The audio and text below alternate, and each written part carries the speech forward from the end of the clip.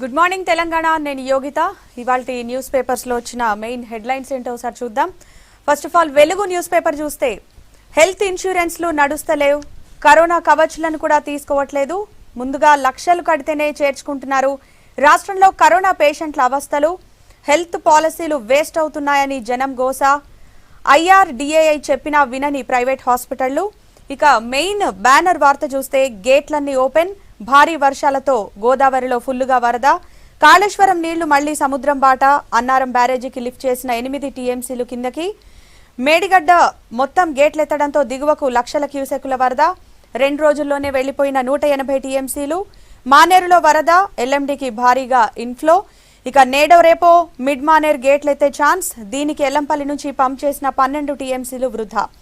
అలాగే సెంటర్లు పెరిగినాయి, టెస్టులు తగ్గినాయి, యాంటీజెన్ సెంటర్లు 1076కు పెంపు, శనివారం 12,120 మందికే టెస్టులు, హెల్త్ బులెటిన్లో వెల్లడి, కంటైన్మెంట్ జోన్లపై అశ్రద్ధ. అమెజాన్, ఫ్లిప్కార్ట్ సామాన్లు, ఇక ఆర్టీసీ కార్గోలో వారంలో అగ్రిమెంట్, ఆ వెంటనే స్టార్ట్, రిలయన్స్, కాంకర్, డీమార్ట్తోనూ చర్చలు. నెక్స్ట్ వార్త చూస్తే అమెరికా రాజకీయాలు కమల చుట్టూనే, ఆమె రాకతోనే డెమోక్రటిక్ పార్టీకి పెరిగిన విరాళాలు, ఇప్పటిదాకా $3.6 కోట్ల డొనేషన్లు, ట్రంప్కు సరైన ఆన్సర్ ఇవ్వగలదనే ధీమా అంటూ వార్త ప్రచురించారు.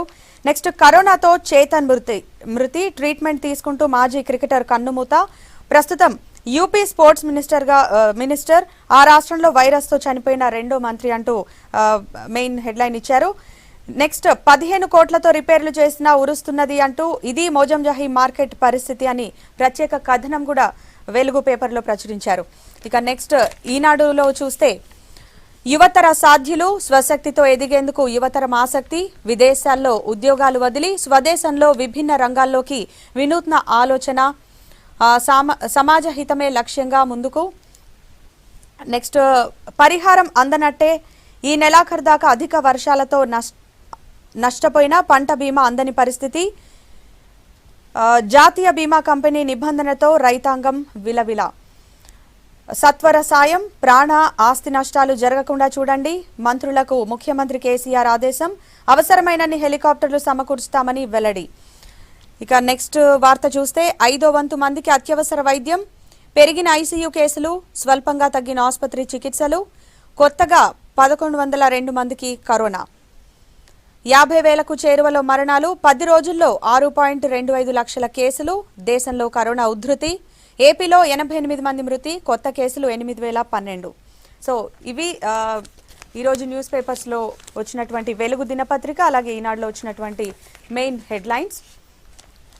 4 రోజులుగా రాష్ట్ర వ్యాప్తంగా కుండపోత వర్షం పడుతోంది. ముఖ్యంగా గోదావరి బేసిన్లోకి వరద పోటెత్తుతోందని చెప్పాలి. సో అటు రాష్ట్ర ప్రభుత్వం ఏమో మిగతా అభివృద్ధి పనులన్నీ పక్కన పెట్టి 1,00,000 కోట్లతో చేపట్టిన కాళేశ్వరం ప్రాజెక్టు నీళ్లు ఇప్పుడు వృధాగా సముద్రంలో కలిసిపోతున్నాయి. సో ఈ విషయాలన్నిటి మీద డిస్కస్ చేయడానికి మనతో పాటు జాయిన్ అవుతున్నారు BJP spokesperson Rakesh Reddy గారు and Congress spokesperson doctor Riyaz గారు, అలాగే senior journalist supreme court advocate Shravan గారు. సార్ గుడ్ మార్నింగ్ ముగ్గురికి. So first of all Rakesh Reddy గారు, మీరు చెప్పండి, మీరు వరంగల్ వాస్తవ్యులే. సో 4 రోజుల నుంచి చూస్తున్నారు కదా పరిస్థితి, వరదలు పోటెత్తుతున్నాయి. సో ఇట్లాంటి పరిస్థితి ఎప్పుడన్నా వరంగల్లో ఉండిందా? ఇప్పుడు ఎట్లా ఉంది అక్కడ సిచ్యువేషన్ ఏంటి? వర్షాల ప్రభావం ఎట్లా ఉంది? చాలా సంవత్సరాల తర్వాత ఇంత పెద్ద ఎత్తున వర్షాలు కురుస్తున్నాయి వరంగల్లో. మొత్తము చెరువులు అన్ని నిండిపోయినాయి, కట్టలు తెగుతున్నాయి, గన్లు పడుతున్నాయి, మొత్తం సిటీ అంతా కూడా నీటిమయం అయిపోయింది. సిటీలో ఈరోజు చాలా కాలనీలో దాదాపు ఒక 50% కాలనీలో 1 మీటర్ వరకు నీరు నిలిచి ఉంది. కొన్ని ప్రాంతాల్లో అయితే మొత్తం అసలు కాలనీ అన్ని మునిగిపోయినాయి. వాళ్ళు ఇంట్లో నుండి బయటికి రాలేనటువంటి ఒక పరిస్థితి ఉంది. వారు 2-3 రోజుల నుంచి కనీసం ఎమర్జెన్సీ సిచ్యువేషన్ లో కూడా బయటికి రాలేనటువంటి ఒక పరిస్థితి ఉన్నది. చాలా కాలనీలో కనీసం అంటే నిత్యావసర వస్తువులైనటువంటి పాలు కానీ ఇవి కూడా అందలేనటువంటి ఒక పరిస్థితి కనబడతా ఉన్నది.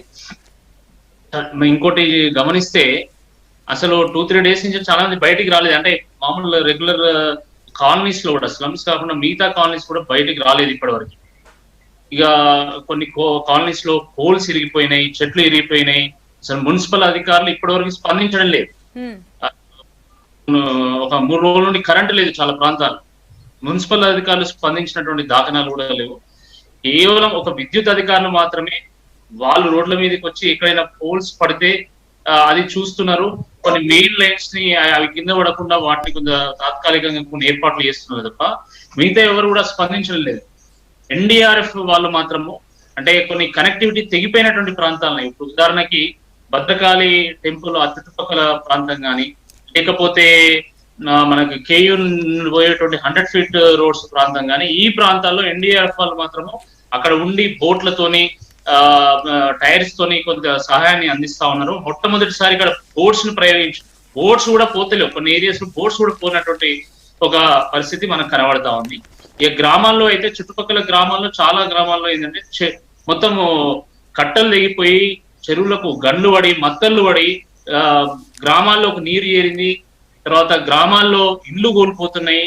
అసలు ఏం జరుగుతుంది అని కనీసం ఎన్యూమరేట్ చేయడానికి కూడా అధికారులు బయటికి రావడం లేదు. మరి ప్రభుత్వం ఏం చేస్తున్నదో మాకైతే అర్థం కావలేదు. స్థానిక ప్రజాప్రతినిధులు కనీసం తిరిగి పరిస్థితి ఎలా ఉంది, ప్రజలకు ఏ విధంగా మనం తాత్కాలికంగా మనం రిలీఫ్ అందించవచ్చు అనే ఆలోచన కూడా లేదు. ప్రతిరోజు కూడా మేము అన్ని కాలనీలు తిరుగుతా ఉన్నాము. చాలా దారుణంగా ఉంది. గతంలో ఎన్నడూ లేదు. ఇదంతా కూడా మ్యాన్ మేడ్ ఎమర్జెన్సీ సిచ్యువేషన్. ఇదేదో ప్రకృతి వల్ల వచ్చింది కాదండి. వర్షాలు వచ్చినాయి, దానికోసమని మనం ప్రభుత్వాన్ని నిందించలేం. కానీ మొత్తం చెరువులన్నీ ఆక్రమించుకోవడం వల్ల, నాలాల పక్కల కబ్జాలు చేసి కట్టుకోవడం వల్ల, ప్రభుత్వాలు వాటికి అనుమతి ఇవ్వడం వల్ల ఈ రోజు ఈ పరిస్థితి వచ్చింది. ఒకవేళ మీరు చెరువులను ఆక్రమణ కాకుండా ఇక్కడ నాలాల పంటి మీరు అనుమతి ఇవ్వకపోతే ఈరోజు ఈ పరిస్థితి వచ్చేది కాదు. తర్వాత మేము గత అనేక సంవత్సరాల నుండి డిమాండ్ చేస్తున్నాం, వరంగల్లో అండర్ గ్రౌండ్ డ్రైనేజ్ అవసరము, ఈ డ్రైనేజ్ వ్యవస్థను మెరుగుపరచడం అవసరము, దీన్ని డబుల్ చేయాలి. చాలా నాళల్లో అసలు మామూలు టైంలో కూడా మొత్తం నిండి పోతా ఉంటాయి వాటర్, కాబట్టి ఇది సరిపోదు, ఈ కెపాసిటీ సరిపోదని గతంలో కూడా మేము చెప్పాము. కానీ ఈ ప్రభుత్వం మాత్రం పట్టించుకున్నటువంటి పరిస్థితి ఉంది. ఇక్కడ ఏదైనా చిన్న డెవలప్మెంట్ జరుగుతున్నది అంటే స్మార్ట్ సిటీ నిధులు, అమృత్ సిటీ నిధులు, హెరిటేజ్ సిటీ నిధులు కనీసం అవన్న మీరు ఎఫిషియెంట్ గా ఉపయోగించి కనీసం ఈ అండర్ గ్రౌండ్ డ్రైనేజ్ ఇవన్నీ పూర్తి చేసినా కూడా ఈరోజు పరిస్థితి ఈ రకంగా ఉండేది కాదు. కాబట్టి దీనికి ప్రభుత్వమే బాధ్యత వహించాలి. బాధ్యత వహించి ఇప్పుడు ఎక్కడైతే లోతట్టు ప్రాంతాల్లో ప్రజలు చిక్కుకుపోయినో వాళ్ళని బయటికి తీసుకురావాలి. వాళ్ళకు నిత్యావసర సరుకులు ప్రభుత్వం అందించాలి. తర్వాత ఎవరైతే ఇండ్లు కంప్లీట్ గా కూలిపోయినాయో అవన్నీ కూడా కట్టించేటువంటి బాధ్యత ప్రభుత్వమే తీసుకోవాలి. చాలా మంది ఇళ్లలో అసలు వస్తువులు మొత్తం నాశనం అయిపోయినాయండి. అసలు వాళ్ళకు తినడానికి బియ్యం కూడా లేవు. ప్రజలు స్వచ్ఛందంగా ప్రజలు ఎన్జిఓస్ తర్వాత వివిధ పార్టీల కార్యకర్తలు నాయకులు వాళ్ళు ఇచ్చి ప్రజలను ఆదుకుంటున్నదే తప్ప ఇక్కడ కూడా కనీసం అన్నం అందించాలి, కనీసం వీళ్ళకి షెల్టర్ చూపెట్టాలనే ఆలోచన కూడా లేదు. రాకేష్ రెడ్డి గారు, మనం కాళేశ్వరం టాపిక్ మాట్లాడదాం. ఫస్ట్ రియాజ్ గారు మీరు చెప్పండి, రాష్ట్ర ప్రభుత్వం శ్రవణ్ గారు మీరు చెప్పండి, రాష్ట్ర ప్రభుత్వం అన్ని అభివృద్ధి పనులు పక్కన పెట్టేసి మరి 1,00,000 కోట్లతో కాళేశ్వరం ప్రాజెక్ట్ కట్టింది. కానీ ఇప్పుడు వరదతో మళ్ళీ లిఫ్ట్ చేసిన నీళ్ళని కిందకు వదిలేస్తున్నారు. ఎలా చూడాలంటారు?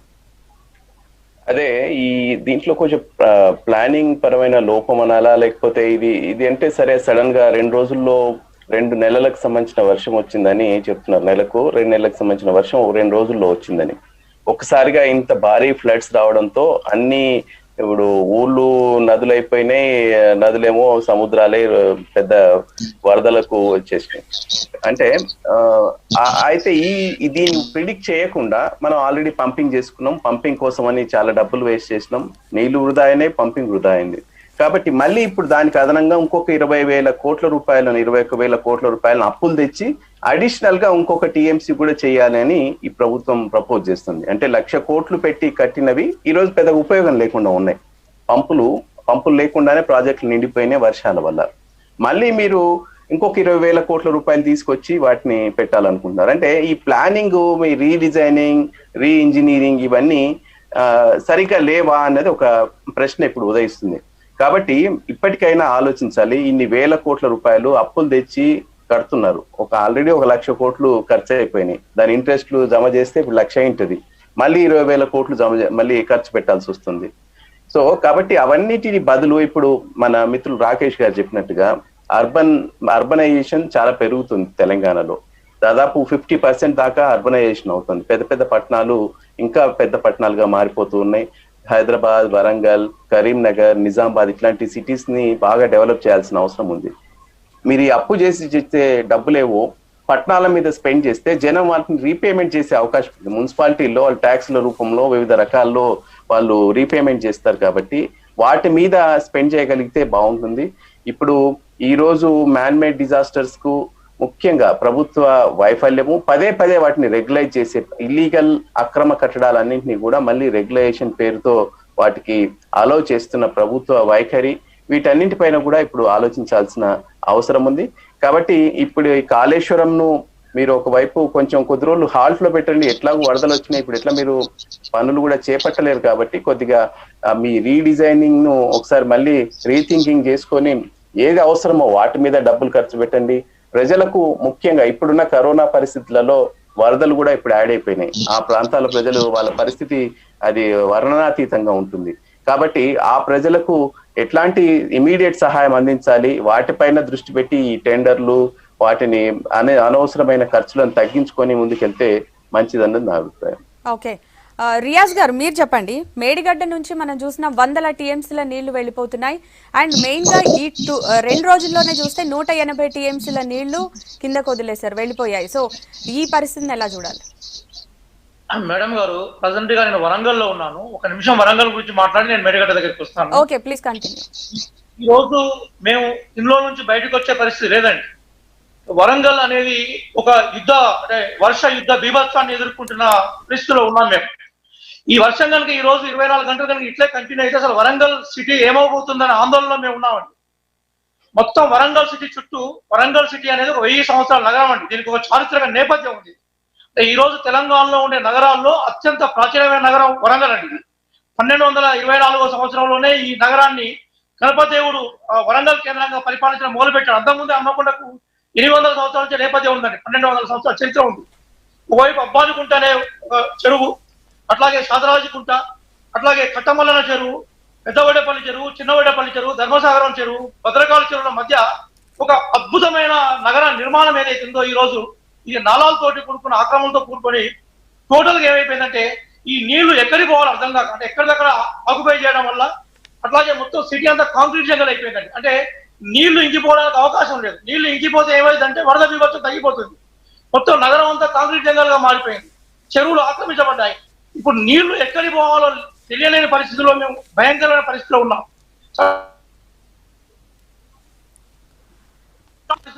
జరిగినప్పుడు సహజంగా ఇట్లా విషయాలు ఉన్నప్పుడు ఏమైందంటే సహజంగా ఆ ప్రభుత్వ యంత్రాంగం ఉంటుంది. చాలా ఆశ్చర్యం ఏంటంటే ఈ రోజు మున్సిపాలిటీకి యంత్రాంగం లేదు, రిక్రూట్మెంట్ లేదు. అంటే ఇక్కడ రిక్రూట్మెంట్ లేకపోవడం వల్ల, యంత్రాంగం లేకపోవడం ఏమైపోయిందంటే సహాయక చర్యలో ప్రభుత్వం ఘోరంగా విఫలం అయిపోయింది.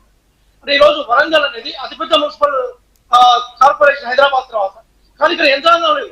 మీరు ప్రజాప్రతినిధులు చూసారు, వాళ్ళు పోలీసులను వెంట పెట్టుకొని తిరుగుతున్నారు. పోలీసులు కేవలం రక్షణకు సంబంధించిన విషయాలు చేస్తారు తప్ప సౌకర్యాలకు సంబంధించిన విషయాల్లో వాళ్ళకు ప్రమేయం ఉండదండి.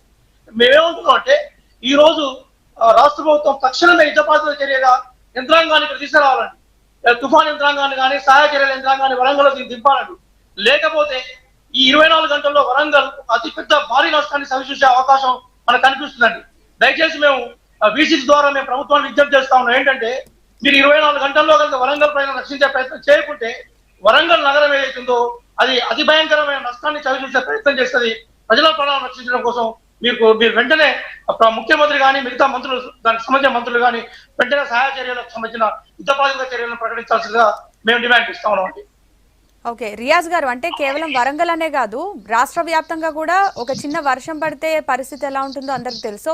ఈ పరిస్థితిలో మార్పు రావాలంటే ఏం చేయాలంటారు? ఇప్పుడు ఇక్కడ 2 అంశాలండి. ఒకటి, ప్రభుత్వం వైపు నుంచి జరగాల్సిన చర్యలు జరగాలి.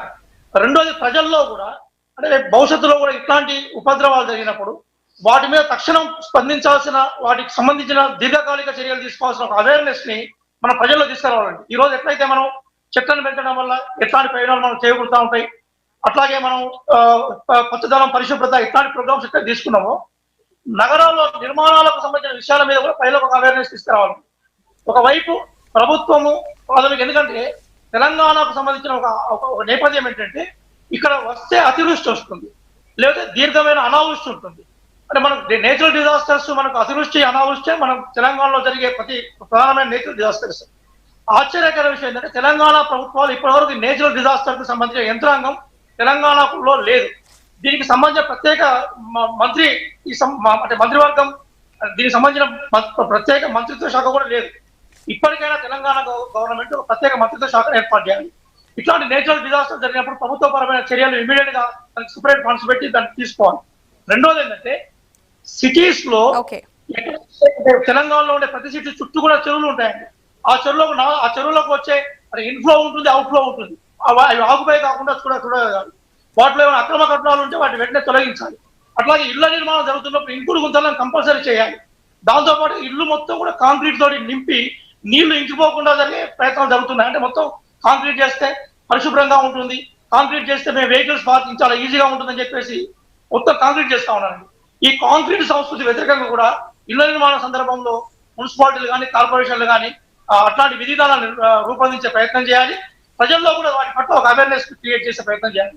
ప్రధానంగా నాలాల ఆక్రమణ, చెరువుల్లోకి నీళ్లు పోవడం కానీ చెరువుల నుంచి నీళ్లు బయటకు వస్తున్నప్పుడు అవి పూర్తిగా బేసికల్ ఆక్రమణ జరగకుండా చూడవలసిన బాధ్యత తక్షణమే ప్రభుత్వాలు చేపట్టాలనేది మా వైపు నుంచి మేము సూచన చేస్తా ఉన్నాం. రాష్ట్రంలో కరోనా పేషెంట్ల అవస్థలు కంటిన్యూ అవుతున్నాయి. ప్రైవేట్ హాస్పిటల్స్ లో ఇన్సూరెన్స్ ఉన్నప్పటికీ కూడా వాళ్ళు అంగీకరించిన పరిస్థితి కనిపిస్తోంది. సో ఈ టాపిక్ మీద డిస్కస్ చేద్దాం. ముందుగా శ్రవణ్ గారు, మీరు చెప్పండి, ఈ కరోనా టైంని ప్రైవేట్ హాస్పిటల్స్ ఒక డబ్బులు దండుకునే అవకాశంగానే చూస్తున్నారంటారా? అంటే గవర్నమెంట్ ఇప్పటికీ ఒక 2 హాస్పిటల్స్ ని సీజ్ చేయడం కానీ, కొన్ని హాస్పిటల్స్ ని వివరణ కోరడం కానీ ఇవన్నీ జరిగాయి. అయినా ఎందుకు పరిస్థితిలో మార్పు లేదు? రోజు ఏదో ఒక హాస్పిటల్ ఇష్యూ మనకు తెలుస్తూనే ఉంది. ఏమంటారు? కరెక్టే. అంటే ఈ ఇన్సూరెన్స్ ఉన్న వాటిని దీన్ని డెఫినెట్ గా ఇది యాక్సిడెంట్ గానే పరిగణించాలి. దీన్ని ఇప్పుడు ఇది కొత్తగా వచ్చింది, దీనికి కొంత ఎక్స్పెన్సెస్ ఉంటాయని ఇన్సూరెన్స్ కంపెనీలు రిజెక్ట్ చేయడం కానీ, హాస్పిటల్స్ రిజెక్ట్ చేయడం కానీ ఏమాత్రం కరెక్ట్ కాదు. ఇది ఉన్న పళంగా వచ్చిన రోగం, ఇది అత్యవసరంగా వచ్చిన రోగం. ఎవరు కూడా దీన్ని ఊహించుకొని కరోనా వస్తుందని ఎవరు ఇన్సూరెన్స్ చేయించుకోలేదు. కాబట్టి డెఫినెట్ గా దాన్ని ఇంప్లిమెంట్ చేయాలి. చాలా వాటికి ఇప్పుడు కొత్తగా కరోనా ప్యాకేజ్ ఉంది తీసుకోండి అని అంటున్నారు. మరి ఎగ్జిస్టింగ్ గా వాళ్ళకి ఏదో అత్యవసర సమస్యలు వస్తాయని చేసుకున్న వాటిని కూడా డెఫినెట్ గా ఇంప్లిమెంట్ చేయాలి. ఈ ప్రధానంగా హాస్పిటల్స్ లో ముందు వచ్చిన కాడికి దోచుకునే ధోరణి ఉంది. ఇన్సూరెన్స్ కూడా వాటికి 5 lakhs పర్ ఫ్యామిలీ ఉంటుంది. కాబట్టి ఇప్పుడు ఈ కరోనాలో ఎవరైనా జాయిన్ అయ్యారనుకోండి, ఒక పేషెంట్ కి 5 లక్షలు 10 లక్షలు దోచేయడానికి అవకాశం ఉంటుంది. అదే దీన్ని ఒకవేళ ఇన్సూరెన్స్ లో యాక్సెప్ట్ చేస్తే 5 లక్షలు 10 లక్షలు కొట్టేయడానికి ఛాన్స్ ఉండదు. కాబట్టి వాళ్ళు ఎగ్గొట్టడానికే హాస్పిటల్స్ ప్రిఫర్ చేస్తున్నట్టుగా మనకు అర్థమవుతుంది. వీటిని డెఫినెట్ గా ఈ రేట్స్ ను తగ్గించాలి. ప్లస్ ఈ ఇన్సూరెన్స్ ఎవరికైతే ఇన్సూరెన్స్ ఉందో వాళ్ళను తప్పనిసరిగా అడ్మిట్ చేసుకోవాలి అనేది పెట్టాలి. గవర్నమెంట్ కూడా ఇప్పుడు ఏదో 50% సీట్స్ మేము తీసుకుంటాము అని చెప్పినారు. వాళ్ళు హాస్పిటల్స్ అందరూ కూడా వాళ్ళతో ఏదో అగ్రిమెంట్ జరిగినట్టుగా ఉంది. గవర్నమెంట్ తీసుకొని అలాట్ చేసినప్పుడు ఈ ఇన్సూరెన్స్ ఉన్న వాళ్ళకు డెడికేటెడ్ ఈ కోవిడ్ హాస్పిటల్స్ ఎవరైతే 50% సీట్ వీటిని బెడ్స్ ని తీసుకుంటున్నారో వాటిని కొంచెం రెగ్యులేట్ చేసి ఇన్సూరెన్స్ ఉన్న వాళ్ళకు ట్రీట్మెంట్ ఇవ్వడము. అసలు ఇన్సూరెన్స్ తో సంబంధం లేకుండా కూడా ఇది మనిషి బతకడానికి సంబంధించిన అంశం. మీరు గాంధీ వీటిల్లో ఎట్లా ఫ్రీగా ఇస్తున్నారో ప్రైవేట్ వాటిలో కూడా తీసుకొని మీరే ఫ్రీగా ఇచ్చినా పెద్ద నష్టమేం లేదు. అది ప్రభుత్వమే భరించాలి. ఎందుకంటే మీకు ఆరోగ్యశ్రీ స్కీమ్ ఉంది. వాస్తవానికి ఆరోగ్యశ్రీ కన్నా ఈ కోవిడ్ సంబంధించిన విషయానికి వస్తే ఆయుష్మాన్ భారత్ లో టెస్టింగ్ ట్రీట్మెంట్ కూడా ఉంది. ఆయుష్మాన్ భారత్ ను కూడా వీళ్ళకు వర్తింపజేసే అవకాశం కల్పించినట్లయితే ప్రజలకు కొంత మెరుగైన ఫలితం ఉండేది. ఎందుకో గానీ ప్రభుత్వం అది మరి రాజకీయమా ఇంకేదో కానీ ఆయుష్మాన్ భారత్ కన్నా మాది బాగుంది అన్నప్పుడు మరి మీ దాంట్లో కోవిడ్ ఎందుకు లేదు? కోవిడ్ ను కూడా మీరు చేస్తే అయిపోతుంది కదా. పక్కన ఆంధ్రాలో చేస్తున్నారు. సో ఆంధ్రాలో చేర్చినప్పుడు మన దగ్గర కూడా కోవిడ్ ను చేస్తే డెఫినెట్ గా అందరు తీసుకునేందుకు అవకాశం ఉంటుంది. ఏవైతే ఆరోగ్యశ్రీ నెట్వర్క్ లో ఉన్న హాస్పిటల్స్ ఉన్నాయో వాళ్ళందరూ కూడా తప్పనిసరిగా వీటిని కూడా కోవిడ్ ను కూడా తీసుకోండి అని చెప్తే బాగుంటుంది. డైరెక్షన్ ఇవ్వండి, ఒకటి అయిపోతుంది కదా. ఇంకెవరి ఇబ్బందులు ఉండవు. వాళ్ళకి ఇన్సూరెన్స్ ఉన్నా లేకున్నా ఈ సమస్యలు ఉండవు. అంతేకాకుండా హాస్పిటల్స్ కు నోటీస్ ఇచ్చేసి వదిలేయడము, తర్వాత కోవిడ్ వరకు మాత్రమే మీరు చేయకండి, మిగిలిన దందా కొనసాగించుకోండి అని చెప్పడము, ఇది ఎంత మాత్రం కరెక్ట్? ఎవరైనా తప్పు చేసినారనుకోండి, ఒక నేరానికి పాల్పడ్డారు, ఒక దోపిడీకి పాల్పడ్డారు, వాళ్ళని మనం కేసు పెట్టేసి లేతే మీరు ఆ బాబు ఇక దోపిడీ చేయకు ఇప్పటి నుంచి బంద్ చేయని చెప్పి వదిలేయడం ఉంటుందా? లేకపోతే వాళ్ళ మీద క్రిమినల్ యాక్షన్ తీసుకోవడము, కేసులు నమోదు చేయడము, మొత్తం హాస్పిటల్ను బంద్ చేయించడమా? ఇట్లాంటివి చేస్తే ఇంకొకరు భయపడతారు ఇట్లాంటి దందా చేయడానికి కానీ దోపిడీ చేయడానికి కానీ. సో మీరు అది ఇందాక కాకుండా శ్రవణ్ గారు మీరు రేస్ చేశారు 50% బెడ్స్ కి సంబంధించి, దాని ప్రోగ్రెస్ అయితే ఇంకా కనిపించట్లేదు, ఒక క్లారిటీ లేదు, దీనికి ఏమంటారు? అదే ఇది కొంచెం స్లో ఉంది మన దగ్గర తెలంగాణ, ఎందుకో స్పీడ్ అవుతలేదు. గత first phase of Telangana formation అయిన తర్వాత కొంచెం బెటర్ గానే ఉంది, అన్ని డిపార్ట్మెంట్స్ కొద్ది బాగానే పనిచేసేవి. ఎందుకో ఈ సెకండ్ ఫేజ్ ఆఫ్ తెలంగాణలో ఏ డిపార్ట్మెంట్ ఆ డిపార్ట్మెంట్ సరిగ్గా పనిచేయడం లేదు. సెంట్రిక్ గా ప్రగతి భవన్ సెంట్రిక్ గా పాలన సాగించాలి అనే ధోరణి బహుశా ఉండడం వలన, లేకపోతే ఈ మంత్రులు వాళ్ళలో కూడా ఇన్సెక్యూరిటీ కారణంగానో ఏమిటో కానీ నిస్తేజంగా ఉంది, ఏది కూడా సరిగ్గా పనిచేయట్లేదు. ప్రతి దాంట్లో కంప్లైంట్ వస్తుంది. ఇప్పుడు మీరు కాళేశ్వరం అన్నారు, కాళేశ్వరంలో అనవసరంగా 1,00,00,000 కోట్లు ఖర్చు పెట్టిన తర్వాత మళ్ళీ ఇంకో 20,000 కోట్లు అప్పు తెచ్చి కట్టడం. ఇప్పుడు హెల్త్ ఎమర్జెన్సీ కండిషన్ ఉంది, ఇది హెల్త్ అనేది ఎమర్జెన్సీ, డెఫినెట్ గా ఇది ఎమర్జెన్సీనే. ఎమర్జెన్సీ ఉన్నప్పుడు మొత్తం అన్నిటినీ మీరు కంట్రోల్ తీసుకోవాలి కదా ప్రభుత్వము. ఎమర్జెన్సీ ఉన్నప్పుడు చిన్న చిన్న ఉద్యోగుల మీద వాళ్ళ మీద వీళ్ళ మీద బెదిరిస్తారు. మీరు ఆర్టీసీ ఉద్యోగులను మొత్తం నేను తీసేస్తున్నా అని చెప్పి అనౌన్స్ చేసేసి వాళ్ళని బెదిరించేసి వాళ్ళు సూసైడ్స్ కు గుండె నొప్పులతో చనిపోవడానికి కారణమైనారు. మరి ఈ హాస్పిటల్స్, ప్రైవేట్ హాస్పిటల్స్ ని ఎమర్జెన్సీగా హెల్త్ ఎమర్జెన్సీగా తీసుకొని వాళ్ళందరినీ ఎందుకు మీరు కంట్రోల్లో పెట్టుకోరు? గవర్నమెంట్ హాస్పిటల్స్ లో ఎందుకు మీరు ఫెసిలిటీస్ పెంచరు? మొత్తం ఇప్పుడు తెలంగాణలో ఉన్నాయి, లేదా దేశమంతా ఉన్న హాస్పిటల్స్ అన్ని కూడా ప్రభుత్వ పరిధిలోనే పనిచేయాలి. మేము ఇచ్చిన వాళ్ళందరినీ మీరు ట్రీట్ చేయాలి, అకౌంటబిలిటీ ఉండాలి, మేము పెట్టిన రేట్లే మీరు తీసుకోవాలి అని ఎందుకు మీరు ఒక్క తెలంగాణ కాదు మొత్తం దేశమంతా కూడా ఎందుకు చేయలేకపోతున్నారు? ఇది ఒక ఎమర్జెన్సీ కైండ్ ఆఫ్ సిచ్యువేషన్. ఈ సిచ్యువేషన్ లో ప్రజలకు అత్యవసరంగా కావాల్సింది వైద్యము, తిండి, ఏదైనా మెడిసిన్స్, హెల్త్ చెకప్స్, టెస్ట్లు. ఇవి ప్రియారిటీ ఉండి వీటి మీద ఎందుకు ప్రభుత్వాలు ఫోకస్ చేయలేకపోతున్నాయి అనేది ఇది ఫెయిల్యూర్ గానే చెప్పాలి. ఇది central government failure, state government failure గా కూడా చూడాలి. మీరు పాండమిక్ యాక్ట్ అని చెప్పి రోడ్డు మీదకి వచ్చిన వాళ్ళన్ని కొట్టి కేసులు పెట్టి వాళ్ళ బండ్లన్నీ తీసుకున్నారు. మరి వీళ్ళని ఏం చేస్తున్నారు ఈ దోపిడి దొంగలను? రైట్, రాకేష్ రెడ్డి గారు మీరు చెప్పండి. ఇది central government failure and state government failure అని అంటున్నారు శ్రవణ్ గారు. యాక్చువల్లీ సెంట్రల్ గవర్నమెంట్ ఇంటర్ఫియర్ అవ్వచ్చు కదా? ఎట్లా అంటే ఇప్పుడు ఢిల్లీలో అయ్యారు, యాక్షన్ తీసుకున్నారు, అక్కడ పరిస్థితి కాస్త చక్కబడింది. సో ఆ టైప్ ఆఫ్ ఇంటర్ఫియరెన్స్ ఇక్కడ కూడా ఉండొచ్చు కదా? కోవిడ్ ప్రారంభమైన తర్వాత insurance regulatory development authority IRDA ఏదైతుందో అది అన్ని ఇన్సూరెన్స్ కంపెనీస్ కూడా ఒక డైరెక్షన్ ఇచ్చింది. ఏమని? కోవిడ్ నేపథ్యంలో కూడా హెల్త్ పాలసీస్ ని ఇంప్లిమెంట్ చేయాల్సి ఉంటుంది, కరోనాను కూడా కవర్ చేయాల్సి ఉంటుంది అని చెప్పేసి ఒక డైరెక్షన్ ఇవ్వడం జరిగింది. ఆ మేరకు దేశంలో అనేక చోట్ల ఇన్సూరెన్స్ ని వాళ్ళు అలో చేస్తాం, ఇన్సూరెన్స్ ని ఇంప్లిమెంట్ చేస్తున్నారు. కానీ తెలంగాణలో మాత్రం చాలా విచిత్రమైనటువంటి ఒక పరిస్థితి. ఒకవైపు ప్రభుత్వ ఆసుపత్రుల్లో కనీస సౌకర్యాలు లేవు, కనీసం పట్టించుకున్నటువంటి నాదులు లేరు, డాక్టర్లు లేరు, నర్సులు లేరు, మందులు లేవు, ఎక్విప్మెంట్ లేదు. ప్రభుత్వం నిమ్మకు నీరెత్తినట్టుగా ఉంది. ఇంకోవైపు కనీసం ప్రైవేట్ హాస్పిటల్కి పోయి నయం చేసుకుందాము, ఇక్కడ ట్రీట్మెంట్ చేసుకుందాము అని భావిస్తే అక్కడ ఆరోగ్యశ్రీ వర్తించదు. పైగా కనీసం ఈ middle class, upper middle class ఎవరైతున్నారో, ప్రొఫెషనల్స్ ఎవరైతున్నారో వాళ్ళకి హెల్త్ ఇన్సూరెన్సెస్ అవి అయినా పెట్టి మనం ట్రీట్మెంట్ చేయించుకుందామంటే వాటిని అలౌ చేయడం. ఎందుకు అలౌ చేయడం లేదంటే ఇక్కడ మనం గమనించాలి. అంటే మామూలుగా హెల్త్ ఇన్సూరెన్స్ కంపెనీస్ ఏంటంటే ఒక రోజు బెడ్ కి ఇంత ఛార్జు, లేకపోతే పలానా డయాగ్నోసిస్ కి ఇంత ఛార్జు, డాక్టర్ కి ఇంత ఛార్జు అని వాళ్ళు రేట్స్ ఫిక్స్ చేస్తారు. ప్రైవేట్ హాస్పిటల్స్ చేస్తున్నాయి ఏంటంటే ఇన్సూరెన్స్ ఇంప్లిమెంట్ అయితే ఆ రేట్స్ వేయాల్సి వస్తుంది కాబట్టి దానికి 10 times రేట్స్ వేసి విచ్చలవిడిగా ప్రజల్ని దోచుకుంటున్నాయండి. ఓపెన్ గా అందరికీ తెలిసినటువంటి విషయమే. ఈ రోజు కరోనాకు సంబంధించినటువంటి ఏ పేషెంట్ అయినా ఒక హాస్పిటల్లో జాయిన్ అయితే రోజుకు కనీసం 70,000 నుంచి 1,00,000 రూపాయలు బిల్లు వేస్తుంది. ఒక కార్పొరేట్ హాస్పిటల్, ఇది ఒక ప్రైవేట్ కార్పొరేట్ హాస్పిటల్ హైదరాబాద్ లో ఉంది, ప్రభుత్వంతో కంప్లీట్ గా కుమ్ముక్కైనటువంటి హాస్పిటల్, అందరికీ తెలిసినటువంటి విషయమే. రోజుకు 15 కోట్ల టర్నోవర్, కంప్లీట్ గా ప్రభుత్వ పెద్దల తోని కుమ్మక్కైనటువంటి హాస్పిటల్. అందరికీ తెలుసు, అన్ని పార్టీల వాళ్ళు పోయి అక్కడ ధర్నాలు చేస్తున్నారు. ధర్నా చేస్తున్నా కూడా కనీసం ఒక వార్నింగ్ ఇవ్వలే ఇప్పటివరకు ప్రభుత్వం. ఇప్పుడు ప్రభుత్వం కార్పొరేట్ హాస్పిటల్స్ తో కుమ్మక్క అవుతుందని చెప్పడానికి ఇంతకంటే పెద్ద ఉదాహరణ ఏంటంటే, ఏదో నామమాత్రానికి భారతీయ జనతా పార్టీ కొన్ని హాస్పిటల్స్ ముందు ధర్నా చేస్తే నామమాత్రానికి వాళ్ళని పిలిచి ఒక చిన్న మీటింగ్ పెట్టి లేదండి మీరు నార్మల్ ఛార్జెస్ వేయాలని చెప్పారు తప్ప, మీరు ఒక పెద్ద కార్పొరేట్ హాస్పిటల్ సీజ్ చేయండి దమ్ముంటే.